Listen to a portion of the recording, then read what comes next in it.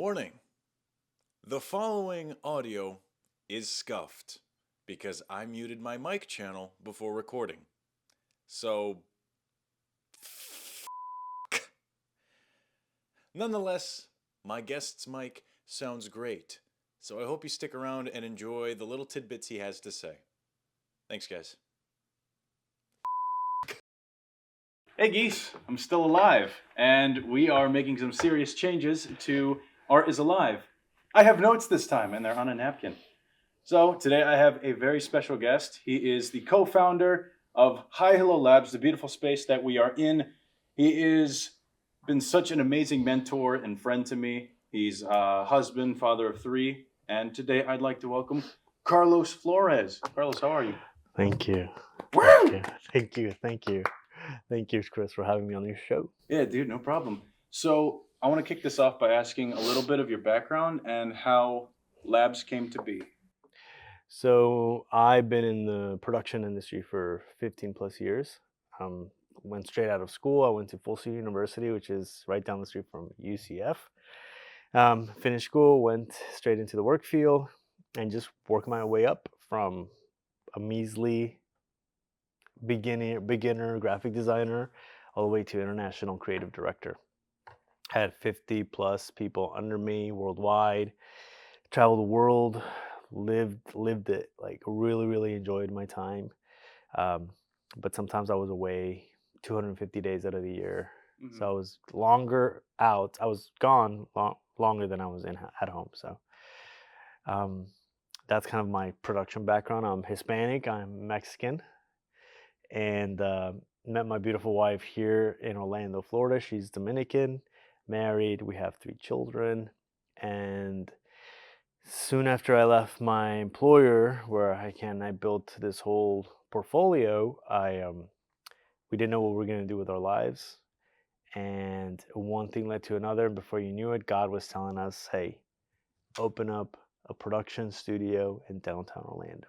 And look at where we are And now. look at where we are now. Yeah. It's crazy to think how far we've come with Labs. Is when I first joined on, I was just an intern, and then Mm-hmm. we had the little the chimp with headphones, and then we cut a hole smack in Mm-hmm. the middle of that wall, and then Exactly. now we're in the Oh, the expansion. monkey, yes. Yeah, The monkey. we should put him back somewhere. Somewhere like that. Carolina did mention, we are like, oh, we should bring him back. So I was like, we'll probably bring him back somehow. Mhm.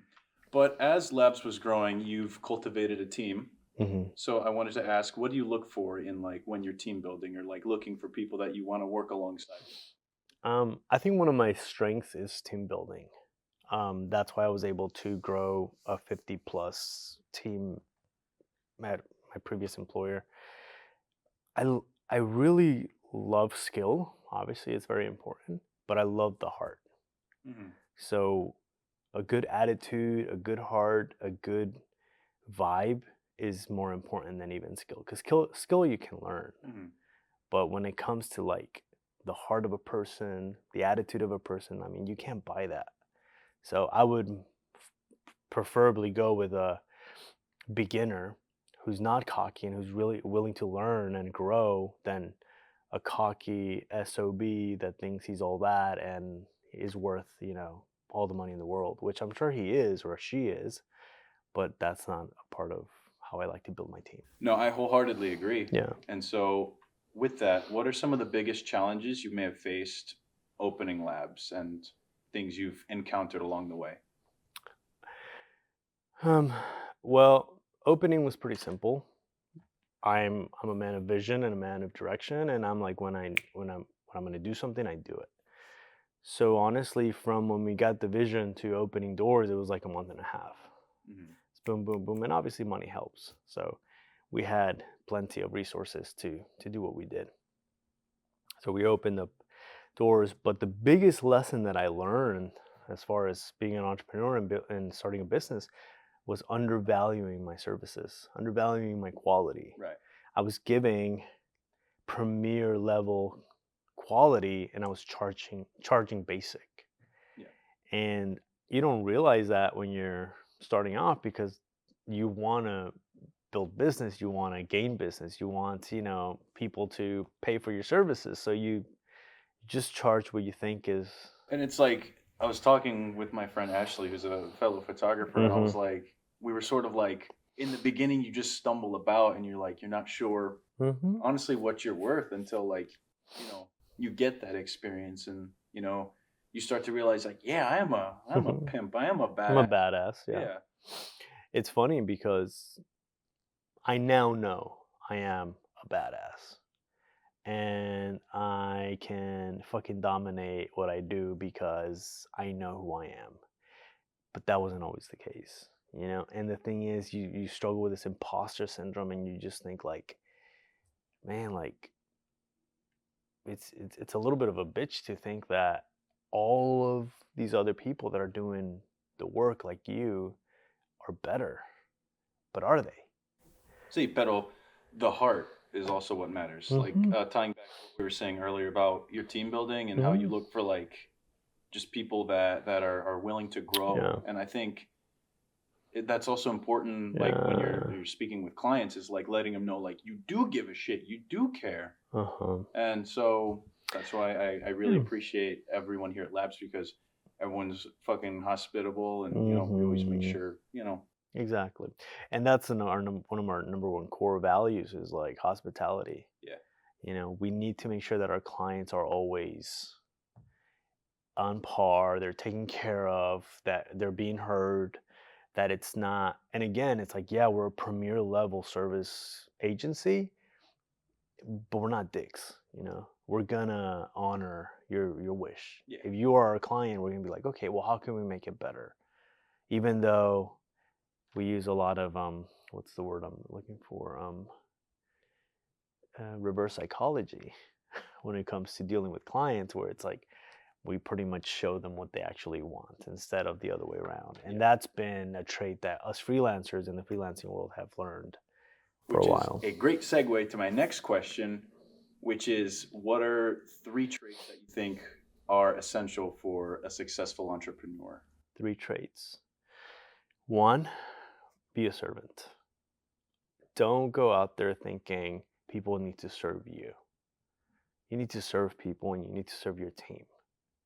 That's gonna, I mean, I honestly have the best team because I feel like I serve them well, and in return, they serve me. So that's one thing. Serve your clients, serve your team. Another one is know your worth, and don't sell yourself short. Know that you're worth an amount, you're worth of a certain price, and stick to that. And that like should trickle down to your entire um, work handbook and your company values, and like, okay, know your worth. And then third, I would say always keep on the edge, never get left behind. Yeah. You're not the smartest person in the room, you'll never will be. And if you are, you're in the wrong room. You're in the wrong Yeah. room. But I love learning. I love learning from people that I work with, people that I work for, clients, previous clients from my past, from my future. Like, I love learning. Like today, I just saw a video about AI animation and how a lot of us are going to be out of a job. I know, that shit's spooky. It is, but at the same time, it's like, how am I going to evolve to that? Mhm. What am I going to be able to use it for? How can I use it as a tool to make more money, to sell more business to clients? This means I don't need a bigger team, but I need a core team that can handle, Right. inputting notes on Like, an work AI smarter, not engine. harder. Work smarter, not harder. Yeah. A lot of people get scared that we'll be out of jobs, but honestly, it'll make your job easier to give you a different position. If you have the right mindset, if you just kind of like lay down and just let things steamroll over you, it's like you will crumble under Yeah, the pressure. But you if will. you use your noodle to the best of its ability, Use thrive. your noodle to doodle. Yeah.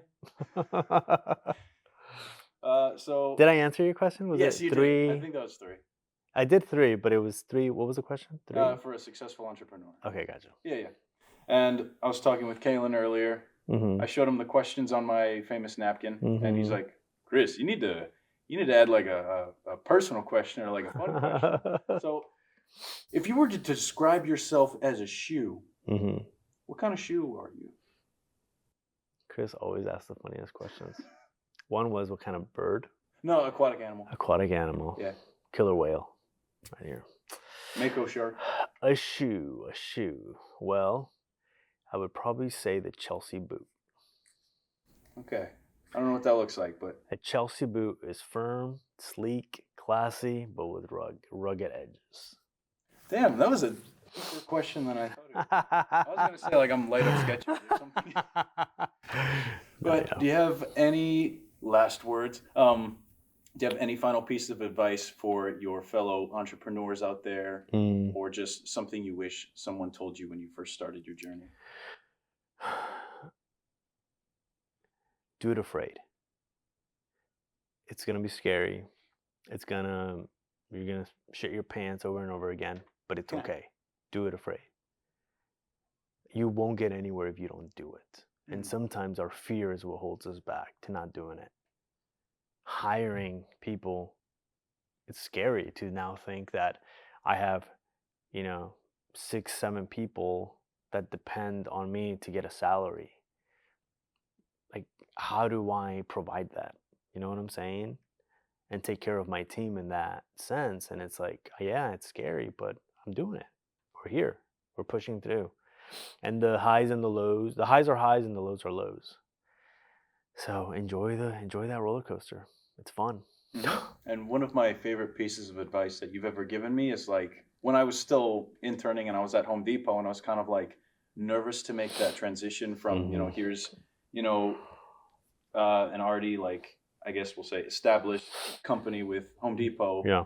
And then Labs, which was still in its growing phase. You took a risk, yeah? You said just jump in the deep end. Like just take that leap of faith. And that's always stuck with me, like in everything that I do. It's just, sometimes you have to turn off your brain and stop being so like fucking scared of just what other people are gonna think, or like, chasing like money. It's like, do what you love. And a piece of advice that my dad gave me is Cristo, with his Colombian accent, Cristo, the money will come, my boy. Yeah. And it has, because, I followed my passion and I followed the advice of my homie. So. Yeah, the money will come. Everything else will come. You don't have to worry about it, The Bible says, seek first the kingdom of God and everything will be added on to you. Like, what does that mean? It's seek God first. Everything else is fine. You don't have to stress about it. Yeah, today you're probably eating ramen noodles, soup, but tomorrow you might be having a steak at fucking Ruth's Chris, Or you can get a double steak at Super Rico, which I'm starting to do. Yeah. So double steak, really? Oh, nice. Or double chicken. Double protein. Kind of. No, that's good. But good Carlos, advice. Should anyone want to reach out, what's the best place to reach you? Well, you can find me on my Instagram account at Carlos Flores, CarlosFlores. It's probably right there on your screen. Hey, lower thirds.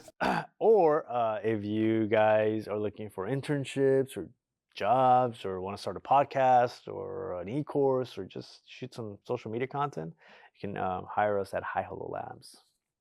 Awesome. Well, Carlos, thank you so much for sitting down with me. I really wanted to just like get a moment of your time and just chat with you. So I really appreciate it. No, I'm honored. I'm honored you asked me. I love your show, so thank you. I'm a fan. Certified Carlos Classic.